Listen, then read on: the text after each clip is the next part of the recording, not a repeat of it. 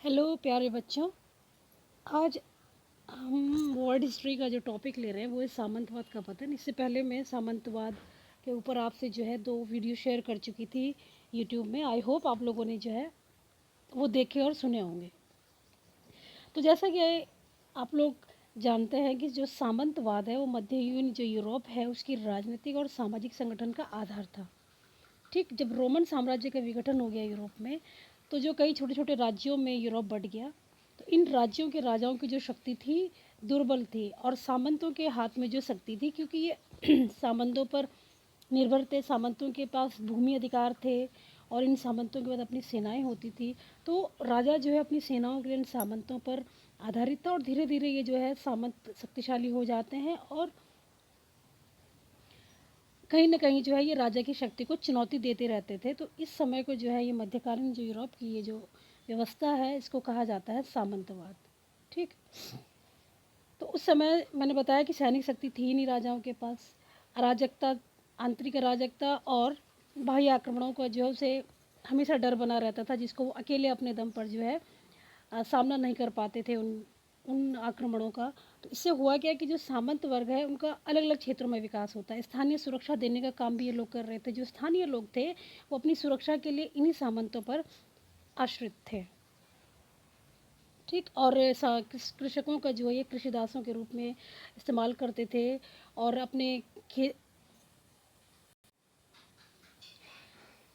प्रारंभ के दिनों में, तो जब सामंतवाद जो ये व्यवस्था है ये जब शुरू होती है, तो उस समय ये उस समाज के लिए बड़ी यूज़फुल थी, बड़ी उपयोगी थी, क्योंकि ये सुरक्षा प्रदान करती थी, कृषि का विकास भी कर रहे थे, न्याय की व्यवस्था करते थे और समाज की सेवा जैसे रचनात्मक कार्य कर रहे थे। लेकिन ये सामंतवाद जो है बाद बाद में धीरे धीरे जो उत्पीड़न का साधन बन जाता है। ठीक, और समाज ने जो है इस व्यवस्था को 2 भागों में बांट दिया था।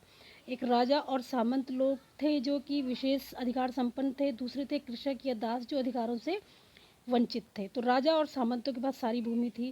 कृषकों से जो विभिन्न प्रकार के टैक्स वसूले जाते थे, बेगार लिए जाते थे। तो धीरे धीरे जो कृषकों की दशा है वो सोचनी होती जाती थी। इधर जो है सामंत जो है अपनी जो है राजा के ऊपर जो है अपनी सत्ता का जो है अपनी सत्ता को लेकर जो है चैलेंज भी करते रहते थे राजा को। और धीरे धीरे जो है धीरे धीरे राजा की जो स्थिति थी सामंतवादी प्रणाली में वो दुर्बल होती चली जा रही थी। ठीक, तो सैनिक सहायता के लिए वो सामंतों पर निर्भर था। सामंतों पर राजा का कोई नियंत्रण नहीं था, वे अपनी जागीरों में पूर्णतः स्वतंत्र थे। ठीक, सामंतों के जो सशस्त्र सैनिक होते थे उनकी स्वतंत्रता तथा उनकी शक्ति का आधार यही थी, मतलब उनकी सेना। वे राजा के विरुद्ध षड्यंत्र रच सकते थे, राजा को अपने नियंत्रण में रख सकते थे। तो राजा जो है इतना दुर्बल होता जा रहा था कि सामंतों के समर्थन से ही वो सिंहासन पर काबिज रह सकता था। तो महत्वाकांक्षी सामंत अपनी शक्ति और क्षेत्र में वृद्धि करने के लिए लगातार युद्ध करते रहते थे, और ये सामंत जो है अपने में लगातार युद्ध करते रहते थे अपने को श्रेष्ठ सिद्ध करने के लिए। तो इस प्रकार राज्य में सामंतवाद ने अशांति और अराजकता उत्पन्न कर दी। सामान्य लोगों का जीवन कष्टमय होता चला जाता है। जनता और उसके निरंतर युद्धों से उब जाती है। इधर कृषि, उद्योग और व्यापार नष्ट हो गए थे, और छोटे छोटे जो है जो ये दुर्ग हुआ करते थे इनके, ये अत्याचारों के केंद्र थे। तो इस अत्याचारी प्रणाली की राजा और प्रजा दोनों ही समाप्ति चाहते थे, और इस तरह के जो पहले प्रयास हुए सामंतवाद को ख़त्म करने के वो फ्रांस में शुरू हुए। तो ये एक जनरल जो है इसका इंट्रोडक्शन था सामंतवाद के पतन का। अब हम इसके कारणों को देखें अगर, तो सामंतवाद के पतन के जो कई कारण थे। ठीक, तो एक तो ये थी कि धीरे धीरे राजा की शक्ति में जो है वृद्धि होती गई। दूसरा कारण हमें ये दिखेगा कि बारूदों का आविष्कार होता है, धर्म युद्धों का प्रभाव पड़ता है, उनका भी इस पर इम्पैक्ट पड़ा। परस्पर संघर्ष इन सामंतों का, उसके कारण भी जो सामंतवाद का पतन होता चला गया। जो व्यापारिक उन्नति हो रही थी, नए नगरों का जो है निर्माण हो रहा था, मुद्रा का प्रचलन हो रहा था, तो इन सब चीज़ों से हो क्या रहा था कि जो सामंतों को जो प्रभाव था अपने कृषकों के ऊपर, वो धीरे धीरे समाप्ति की ओर बढ़ रहा था। मतलब ये प्रत्यक्ष प्रभाव में नहीं थे इनके कृषक दास इन सब व्यवस्थाओं से, कि जब व्यापार वाणिज्य का विकास होता है, नए नगरों का निर्माण होने लगता है, मुद्रा का प्रचलन बढ़ता है, तो जो प्रत्यक्ष कंट्रोल था इनका अपने कृषकों के ऊपर वो धीरे धीरे समाप्त होने लगा। फिर उधर जो है इस समय हम यूरोप के कई भागों में जो कृषकों का विद्रोह देखते हैं, राष्ट्रीयता की भावना भी कहीं ना कहीं जन्म लेने लगती हैं। इसके अलावा इनकी आंतरिक दुर्बलता पर हम लोग चर्चा करेंगे। ठीक, तो पहला जो कारण है कि वो राजा की शक्ति में वृद्धि, राजशक्ति में वृद्धि।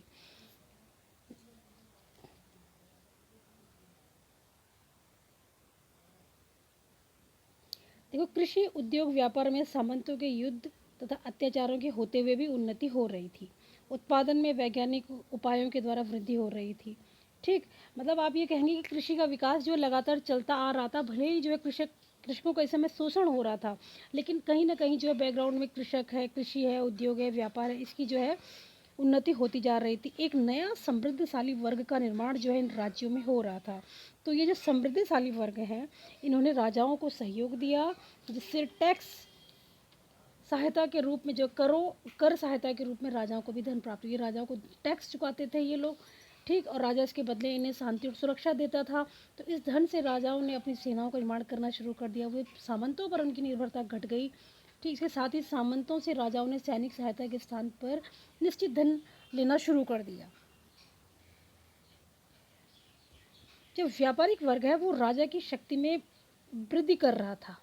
ठीक, और ये जो राजा की शक्ति में वृद्धि हो रही थी, ये सामंतों और जो ये सामंतों के युद्ध से जो अशांति उत्पन्न हो रही थी, इसको लगातार जो है वो समाप्त करना चाहते थे। क्योंकि व्यापार तभी फल फूल सकता है जबकि देश में शांति रहे और व्यवस्था रहे। तो राजा ने इस वर्ग की सहायता ली। ये जो समृद्धशाली वर्ग है, जो व्यापारी वर्ग है, इसकी सहायता ली। न केवल सेना का निर्माण किया बल्कि प्रशासन भी अब धीरे धीरे अपने हाथों में ले लिया और एक केंद्रीकृत सत्ता की स्थापना उन्होंने शुरू कर दी। तो इस तरह से जो है राजा की शक्ति में जब वृद्धि होती है तो स्वाभाविक है सामंतवाद का पतन होना निश्चित था आने वाले दिनों में। दूसरी जो चीज़ है इनके पतन का कारण बनी, वो बना बारूद का आविष्कार। देखिए, राजा की शक्ति में बारूद के आविष्कार से वृद्धि हुई। सामंतों के जो दुर्ग हुआ करते थे वो उनकी शक्ति के आधार थे। उनकी जो सेना थी वो घुड़सवार सैनिकों की थी, जो कि तलवारों से, भालों से लड़ते थे। ठीक है, बारूद के आविष्कार से हुआ कि तोपों का, बंदूकों का निर्माण हुआ। अब सामंतों को जो दुर्ग है वो तोपों की जो शक्ति थी, मारक शक्ति थी, उसके सामने जो है सामंतों के दुर्ग जो व्यर्थ हो गए।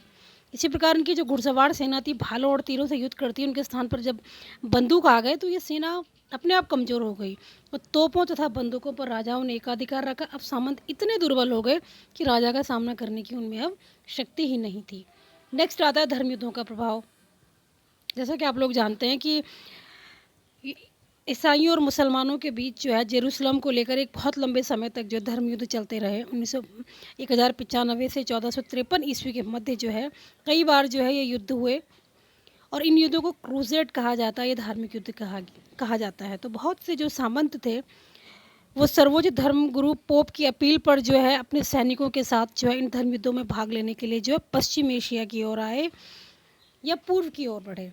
तो बड़ी संख्या में सामंत इन युद्धों में मारे जाते हैं। सामंतों की शक्ति जो है दुर्बल होती चली गई। ठीक, और राशन सुदृढ़ होने लगे। सामंतों का जो है अब दमन होना स्वाभाविक हो गया। ठीक, अब नेक्स्ट जो इनका कारण था वो था सामंतों का एक परस्पर संघर्ष। इसके अलावा जो है अपने व्यक्तिगत स्वार्थों के लिए सामंत जो आपस में लड़ते रहते हैं, जिससे उनकी शक्ति समाप्त होती चली जाती है। आर्थिक दृष्टि से भी वे कमज़ोर हो रहे थे। ठीक, तो ये सामंत निरंतर दुर्बल होता जा रहा था। ठीक, और राजा जो है इनकी दुर्बलता से लाभ उठाते थे और स्वयं को संगठित कर रहे थे। ठीक, तो इंग्लैंड का गुलाबों का युद्ध है जिसे वॉर ऑफ रोजेस कहते हैं। ये 100 वर्षों तक चला, जिसमें अनेक सामंत मारे गए थे, उनकी सेनाएं नष्ट हो गई, आर्थिक दृष्टि से दुर्बल हो गए। तो ये एक कारण, बहुत बड़ा कारण था उनका धर्म युद्धों का प्रभाव और उनका आपस में परस्पर संघर्षरत रहना। अब देखिए, व्यापारिक उन्नति का दौर शुरू होता है। अब अर्थव्यवस्था जो अपेक्षाकृत सामंतवादी अर्थव्यवस्था की अपेक्षा ज़्यादा खुली हो गई। तो व्यापारिक उन्नति क्या हुई कि यूरोप के व्यापार तथा वाणिज्य में धर्म युद्धों के कारण अभूतपूर्व वृद्धि हुई। भाई कैसे हुई कि धर्म युद्धों के कारण जो है यूरोप के लोग एशिया से परिचित हुए, पूर्व की दुनिया से परिचित हुए और पूर्व के देशों की जो चीज़ें थी, वस्तुएं थी, उनकी जो है यूरोप में डिमांड बढ़ने लगी। तो धीरे धीरे इनके बीच जो है एशिया के देशों के साथ जो यूरोप के देशों के एक व्यापारिक संबंध जो है स्थापित होने लगे। एक नया धनी व्यापारिक वर्ग का निर्माण यूरोप में हुआ। इन व्यापारियों ने व्यापारिक संघ बनाए।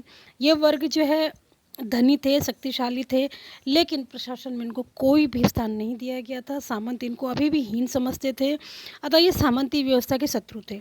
तो सामंती व्यवस्था एक तो जो है युद्ध लगातार युद्धों पर आधारित थी, अशांति अशांति बनी रहती थी। तो ये व्यापारिक वर्ग क्या चाहते थे? शांति चाहते थे, व्यवस्था चाहते थे। तो इसीलिए इन लोगों ने जो है राजा को सपोर्ट करना शुरू कर दिया था।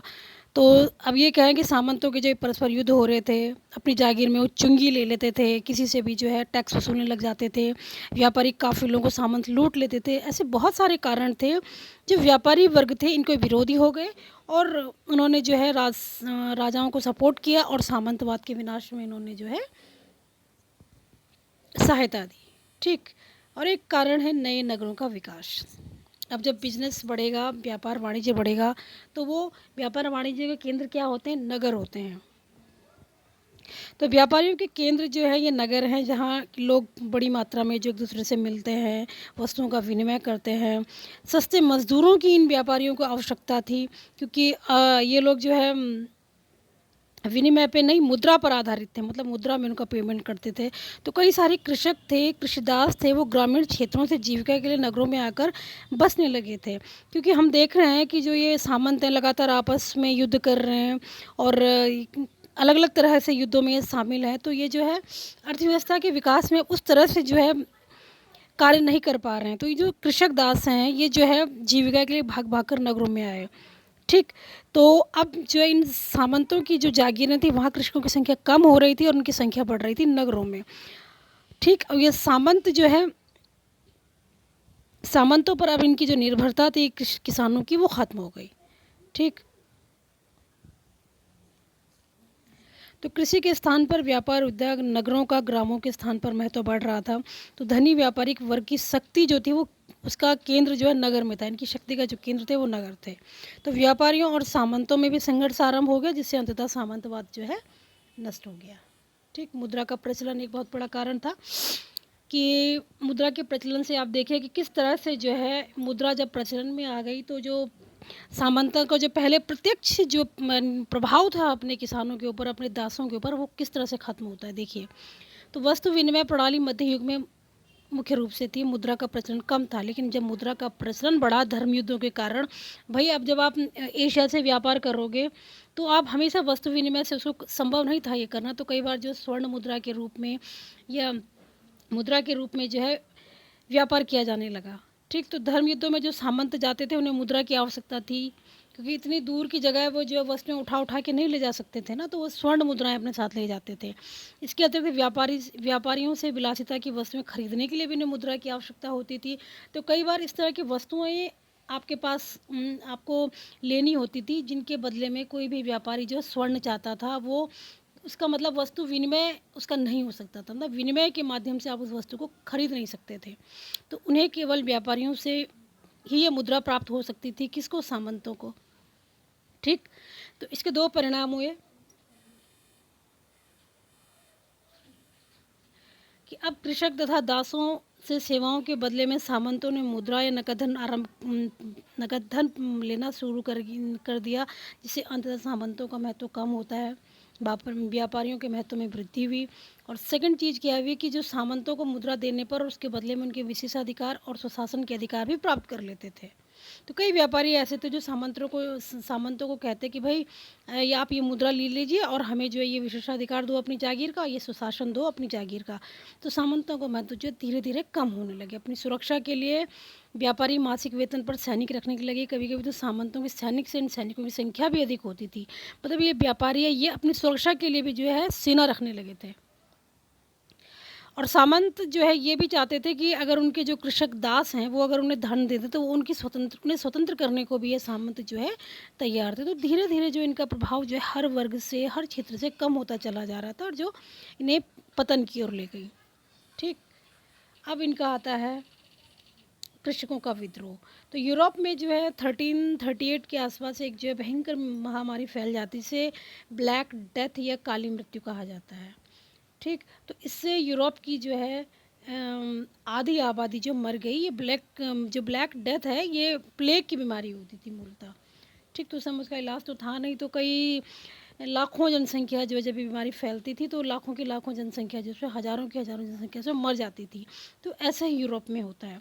तो इससे हुआ क्या कि कृषि श्रमिकों का जो ग्रामीण क्षेत्रों में अभाव हो गया, भूस्वामी जो है अब बाध्य थे उनको अधिक पारिश्रमिक देने के लिए। तो कृषि के प्रति उन्हें उदारता का दृष्टिकोण भी अपनाना पड़ा इन भूस्वामियों को।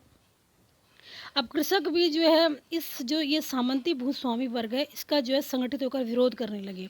1381 में इसी तरह का विद्रोह इंग्लैंड में दिखता है। इसी तरह का जो है विद्रोह फ्रांस में भी होता है। तो इन विद्रोहों से किसानों में चेतना आई और सामंतवाद की जड़ें हिलने लगती हैं। ठीक, इसके अलावा एक आध पॉइंट और हैं, जैसे कि राष्ट्रीयता की भावना का जो है कहीं ना कहीं जो है जन्म हो रहा था, क्योंकि जो सामंतवादी व्यवस्था है उसमें राष्ट्रीयता की भावना से उसे कोई लेना देना नहीं होता है। ठीक, तो अब ये हुआ कि जो व्यापारी लोग थे अपने हितों का संरक्षण चाहते थे अपने अपने देशों में। ठीक, तो वे नहीं चाहते थे कि उनके देश में दूसरे देशों के व्यापारी बसें या बिजनेस करें। तो इससे व्यापारियों में एक संघर्ष उत्पन्न हो गया अपने देश के व्यापारियों की रक्षा के लिए जो है। तो हर एक देश का राजा जो है कुछ नियम बनाता था जिससे उनके व्यापार को संरक्षण मिलता था। तो इस प्रकार जो एक राष्ट्रीय भावना का भी विकास हो रहा था। अब राष्ट्र को जो है सबसे ऊपर समझा जाने लगा था। राष्ट्रों के मध्य जो है व्यापारिक लाभ के लिए युद्ध भी होने शुरू हो गए। तो इस राष्ट्रीय भावना से जो है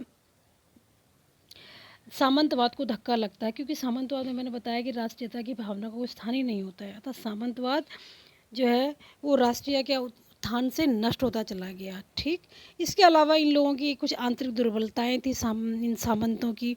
ठीक, क्योंकि ये सामंतवाद जो है निरंतर जो है युद्धों पर आधारित होते थे। और इनके जो लैंड ट्रांसफ़र के जो नियम थे वो भी बड़े जो है सरल होते थे कि आपने जो विजय कर ली या उत्तराधिकार में दे दिया, विवाह में जो है आपने गिफ्ट कर दी किसी को भूमि। तो विवाद और संघर्ष हमेशा बना रहता था इनकी भूमियों पर। ठीक, शोषण पर ये व्यवस्था तो आधारित थी ही। ठीक, तो धीरे धीरे जो है सभी वर्ग जो है इसके विरुद्ध हो गए और सामंतों ने अपनी जो है स्थिति में सुधार के लिए कोई प्रयास ही नहीं किए और अंततः जो है उसका यूरोप से पतन हो जाता है और यूरोप में आधुनिक युग का आगमन होता है। ठीक, तो आगे की जो लेक्चर होंगे उसमें हम इसी चीज़ पर देखेंगे यूरोप में आधुनिक युग का आविर्भाव। तो आज के लिए आपका यही वीडियो था। Thank you.